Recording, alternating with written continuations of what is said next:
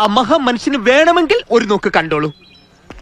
ചിരിക്കരുതേ. അല്ല ശരിക്കും ചേച്ചി എന്തെങ്കിലുമൊക്കെ ഇന്റർവ്യൂസ് ഒക്കെ പോകുമ്പോഴത്തേനും ഇങ്ങനെ പ്രിപ്പയർ ചെയ്തിട്ടാണ് പോകുന്നത്. അതെന്താ?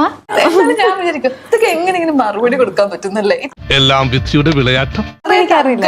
അതെനിക്കറിയില്ല, അതെന്റെ ഒരു കഴിവായിരിക്കും.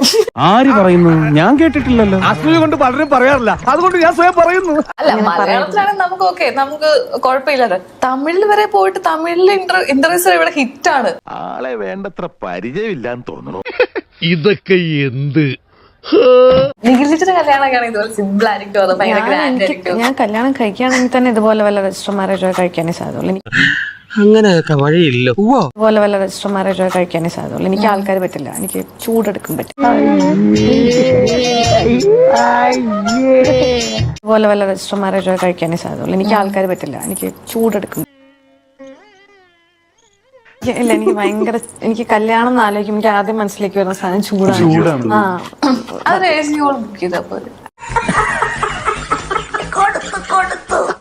എനിക്ക് ഭയങ്കര, എനിക്ക് കല്യാണം എന്ന് ആലോചിക്കും എനിക്ക് ആദ്യം മനസ്സിലേക്ക് വരുന്ന സാധനം ചൂടാണ്. അത് AC ഹോൾ ബുക്ക് ചെയ്താൽ പോലെ. കിട്ടിയ മുതലും പലിശ ചേർത്ത് കിട്ടി. AC ഹോൾ ബുക്ക് ചെയ്ത് കഴിഞ്ഞാൽ ആൾക്കാരൊക്കെ വന്നേ അത് ഭയങ്കരമായിട്ട് നമുക്ക്, എനിക്ക് കല്യാണത്തിൽ പോകാനും ഒക്കെ ഒരു മടിയുള്ള ഒരു കാര്യം അതാണ്. ഭയങ്കരമായിട്ട് ചൂടെടുക്കും, ഭയങ്കരമായിട്ട് സോഷ്യൽ ആൻസൈറ്റി പ്ലസ് ചൂട് അതെനിക്കുണ്ട്.